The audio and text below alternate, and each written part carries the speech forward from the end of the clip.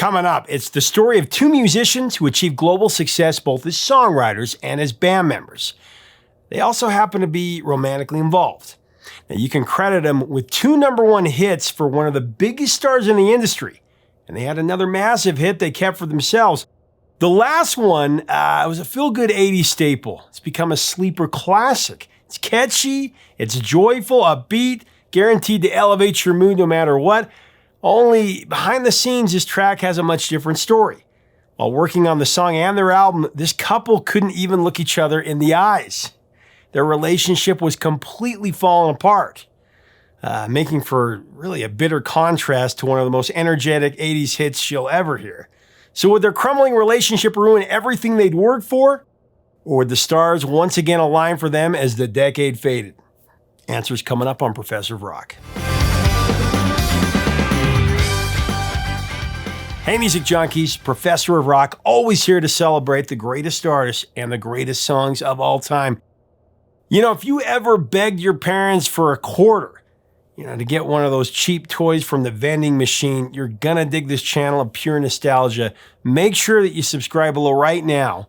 I know you'll dig this channel. You'll find something here you'll like. We also have a Patreon. You're gonna wanna check that out. There you'll find an additional catalog of exclusive content, and you can become an honorary producer to help us curate this music history. Helps us do more interviews and more videos. So it's time for another edition of our series, Bottle Lightning. This is where we celebrate an album or a song that was king for a day or many days. Here we honor artists and bands that went up the chart, but for reasons unknown, they weren't able to sustain that success long term. Called by some as one-hit wonders. Here we celebrate them instead as lightning in a bottle. Today's song is one of those ditties you might not immediately admit you love, but deep down you do. There's just something joyful and lifting in it. Now, it's been used recently in a YouTube video that went viral a few years back, that's a celebration of the 80s. And I think they used it perfectly because it epitomizes that feeling of the 80s so well. It was a top 5 hit. It's got over 150 million combined streams on YouTube and Spotify. It actually surpassed the songs that kept it out of #1 in the Hot 100 that week. The song was written by a songwriting couple who were also credited with 2 other #1 hits for another 80s icon. The song?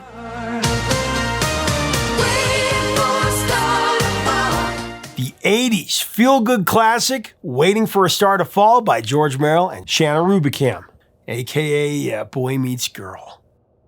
But there's also a bit of a mystery surrounding this Bottle Lightning duo. You'd think that with multiple chart-topping hits to their name, they would be a hot commodity. And you could expect plenty more, where this hit came from. And yet Boy Meets Girl as a band and as songwriters inexplicably vanished from mainstream music. So what exactly happened? Well, let's get into it and figure it out. So George Merrill and Shannon Rubicam, they may not be household names, at least not on the same level as someone like, say, Whitney Houston, who they wrote for. But even if you aren't familiar with these brilliant writers, you definitely know their work. Merrill and Rubicam have written some big-time global hits for some big-time artists. And yes, Whitney Houston, she was one of them. In fact, they wrote her 2 big #1 hits, How Will I Know, and I Want to Dance with Somebody Who Loves Me. 2 of the biggest hits of the 80s, for sure. And really, I Want to Dance with Somebody's become pretty much Whitney's signature song.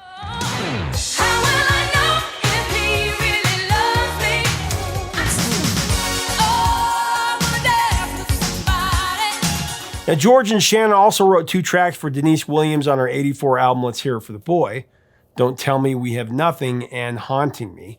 Not to mention they sang backup vocals for the album's #1 title track, which of course also featured in Footloose.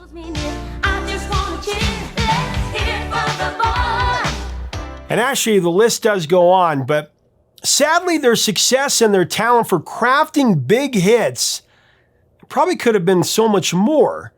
But we're getting ahead of ourselves here. So let's rewind back to the beginning and find out how Boy Met Girl, sorry I had to. Both Seattle natives, Shannon and George first met in 1975 at a wedding for Susan Boeing, the granddaughter of Boeing Airplanes founder William Boeing. I guess a call went out to all available Seattle musicians to perform at the wedding and reception. George landed a spot singing in the choir in the church's loft. And then Shannon sang a solo that filled the entire cathedral. Now, when George heard her sing, he was smitten. The two talked at the reception, but they didn't see each other again for about a year. Now, after the wedding that they attended, Shannon and George both went their separate ways. They played gigs around Seattle. And then one day, Shannon caught a show by George's group, or more precisely, duo. Said Shannon about it, "I didn't know it was him, but I was immediately enchanted with his music, his voice, and his piano playing." So when there was a break in the set, Shannon struck up a conversation. Now, George remembered her from the wedding, actually, and he invited her to audition to join the group. Now, not surprisingly, she did get the job. Together, the trio played the Seattle club scene and toured the Pacific Coast, and they connected with industry contacts in the process. However, in time, they got burned out playing clubs and dealing with drunken audiences. With Shannon and George wanting to devote more energy to songwriting, the trio then dropped to two, and as a couple, they moved to LA, and this was in about 82. There they chased their big break in the music business, working as songwriters and hoping to, secure a record deal back then. And so Boy Meets Girl was born from there. In Los Angeles, the partners/couple started sending out demos to everybody. Now, they were ecstatic when they got a response from A&M's Irving Music, who offered them their first publishing contract. Now, around this time, Shannon and George were asked to write a song for Janet Jackson. Taking Jackson's first two albums as kind of a template, they wrote a light R&B pop song called How Will I Know? But Janet, she was rebranding her career, and she passed up on it. Her upcoming Control album, of course, much more aggressive than her previous work. And, they were disappointed. But George and Shannon, they turned their focus to writing their Boy Meets Girl debut record.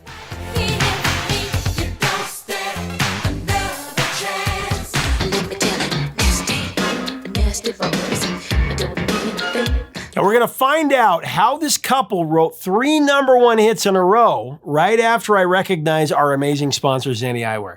Right now, summer right around the corner, great time to grab a new pair of glasses, or really sunglasses. Of course, you design them to your liking, and you can get them for up to 80% off regular retail prices. Just click here on the info button for the very best deal. Just do it.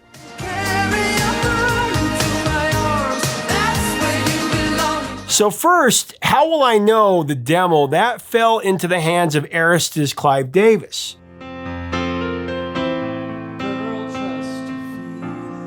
Legendary record man Clive Davis. Now, Clive sent the song to hit producer Narada Michael Walden.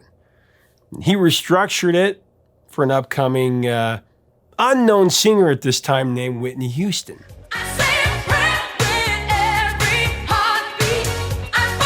George and Shannon then got a call from a friend who was in the studio with Narada. And he said, I think you guys should hear what's going on up here. As the duo listened to a rough mix of Whitney singing How Will I Know, they were absolutely blown away.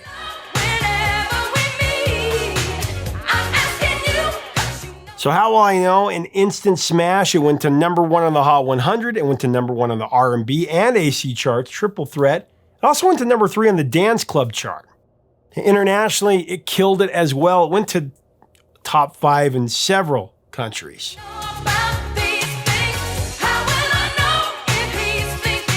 Now, around the same time that How Will I Know was storming the charts, Boy Meets Girl released their eponymous debut record as well.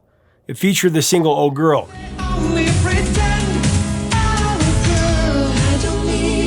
Now, unfortunately, neither the single nor the album were very successful.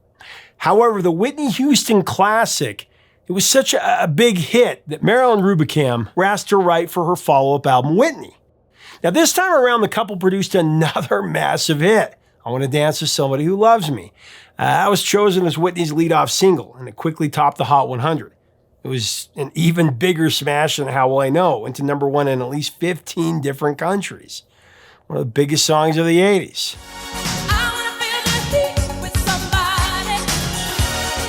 Now, as for Boy Meets Girl, in 1987, they moved over to RC Records and they started work on their next album. But after an 11-year run, George, in Shannon's relationship was on the rocks. Shannon called it a slow decay. She said, and I quote, "I was disappointed that the relationship hadn't turned out like I'd expected. There was that disparity between fantasy and real life." And George added, "We just drifted apart. We couldn't get in sync." Now, describing their relationship as a mess, morbid, angry, down on each other, the couple split up for 8 months. But you know what? They somehow managed to keep working together. And as it turned out, the music was really good therapy. When Shannon couldn't talk to George, she poured everything into her lyrics.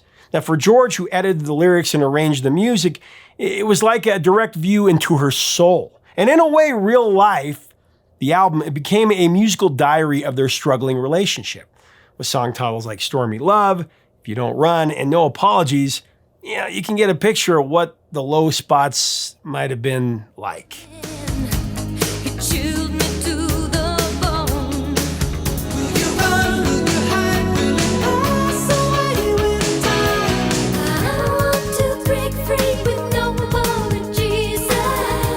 But there were also songs on the other end of the spectrum.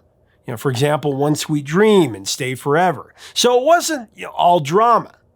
It was a mixture of the good and the bad, a real relationship record. One sweet, sweet dream falls apart, heart wide open, stay forever. And in the end, it was the music that brought them back together, actually. Composing, it forced them to confront their problems, and they realized that they were a lot better together than they were apart. Now, by the release of the album in 1988, the couple found their way back to each other.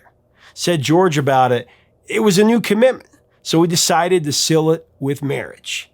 Now, Real Life was produced by the famed Arif Mardin, and George Merrill also produced it. Featured 2 Hot 100 singles, Bring Down the Moon, and today's featured track, Waiting for a Star to Fall.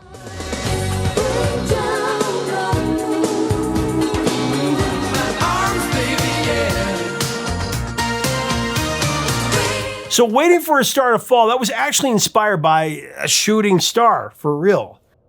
The stuff of 80s. Shannon and George were actually attending a Whitney Houston concert at the Greek Theater in LA, which, was an open-air venue. It was a big night for the duo. The audience was up on their feet singing along to How Will I Know. Shannon described what happened next. Whitney had just finished How Will I Know, and the crowd rose to their feet, and they started applauding and cheering. But I looked up and I saw a star go across the top of the theater. So I sat down and I pulled out my little notebook and I just wrote down, "Waiting for a Star to Fall."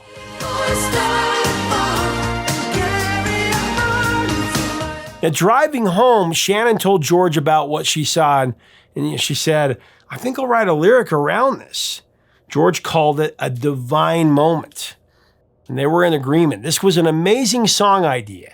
Now, initially, they thought it would make a perfect song for Whitney Houston, of course. It was kismet, boy meets girl, meets Whitney, does it again.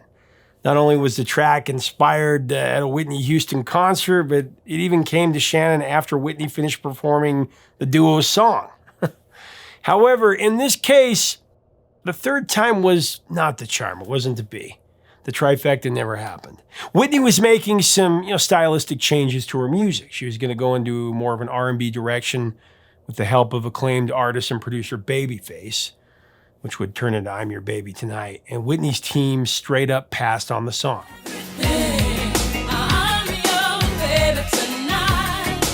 After that, Waiting for a Star to Fall, that landed in the lap of another 80s icon, Belinda Carlisle. Belinda actually recorded a demo of it for her Heaven on Earth album. Here it is. She reportedly hated it. You can kind of tell. It's all about the arrangement and the passion, and listening to this demo, it has neither.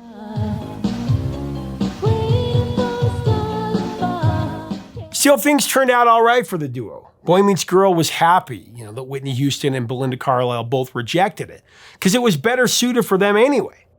Now, when the pair met with producer Arif Mardin, the first demo they played for him was Waiting for a Star to Fall. He loved it. He was smiling from ear to ear. He declared that it was a hit song, definitely. And of course, he was right.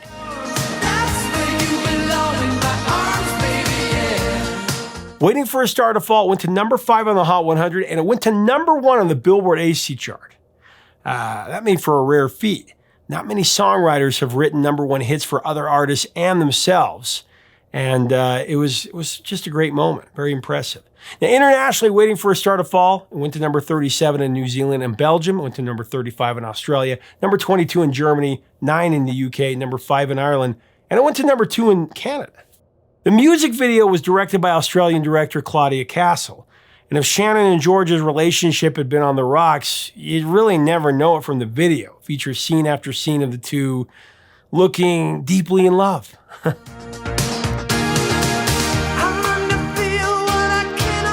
Since its release, Waiting for a Star to Fall has appeared in a few different movies and TV shows. There's been Three Men and a Little Lady, Car Share, The Shrink Next Door, and The Righteous Gemstones. It's also been covered and remixed by artists like Cabin Crew, Sunset Strippers, and Lionville.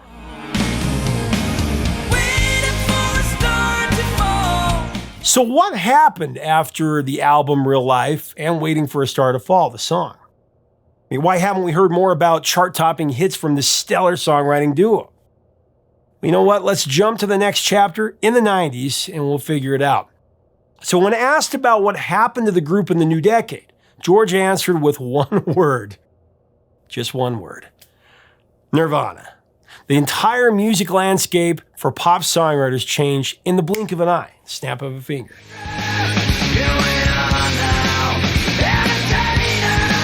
Thanks to Boy Meets Girl's fellow Seattle musicians, the music industry moved away from the gloss of the 80s and they went toward a more raw, unpolished sound. As the new decade dawned, Boy Meets Girl were working on their follow-up to Real Life, and they called this album New Dream. But unfortunately, because of how quickly everything was changing, it was shelved before it could be released.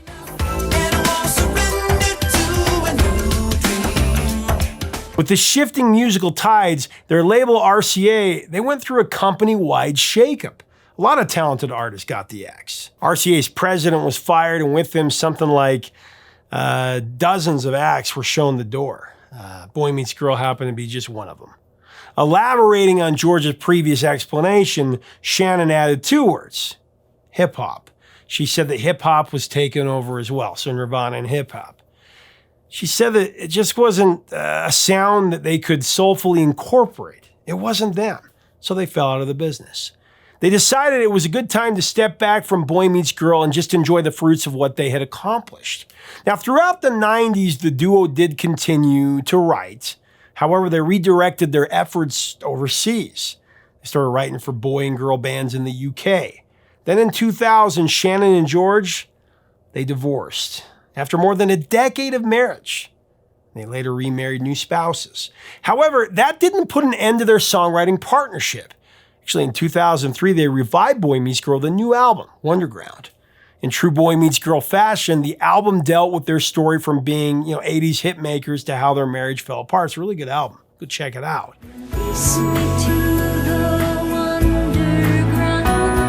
Then in 2005, George and Shannon released fully remastered versions of Boy Meets Girl's recordings, including their never-before-released 1991 album, New Dream.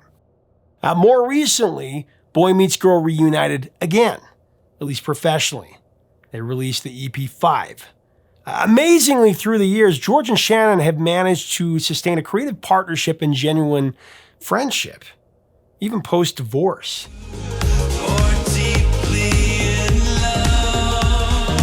And when he was asked about it, George said, "Ours is an enduring relationship. We remain friends, and being able to include Shannon and her writing in my life moving forward, it's wonderful. Can't imagine it any other way. We're lucky that our spouses are so understanding," end of quote. It's closing in on about 4 decades since How Will I Know, I Want to Dance with Somebody, and Waiting for a Star to Fall became #1 hits. What's more, their songs are still so well known today, especially with the recent release of the Whitney Houston movie, the aptly named I Want to Dance with Somebody. These songs, they're having a resurgence, and they're reaching the coming generations.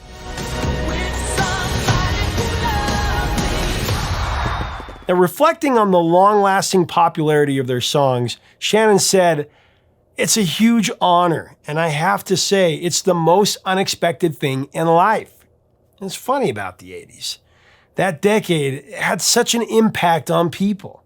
The 80s had some big, bold, and bright songs, and our songs fit in with that characterization. There's no doubt about it.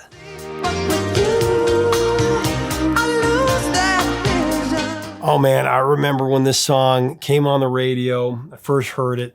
I had a crush on a girl. Well, let's just say her name was Lucille. And this was my song that I listened to and daydreamed about, or I bought the single. It's just one of those songs. It's a feel-good 80s love song. And like I said at the beginning of this song, it's become a sleeper 80s smash, even 35 years on. It's become bigger than it was at its peak in 88. It's this feel-good song that will zap you right back into the 80s. I don't know how to dream your dreams so You know what? I got a link to the tribute to 80s entertainment that it was brilliantly used for a few years back. like happiness and love revolve around you. I know that this video tribute to the 80s, it really lifted a lot of people's spirits during the pandemic. Definitely lifted mine.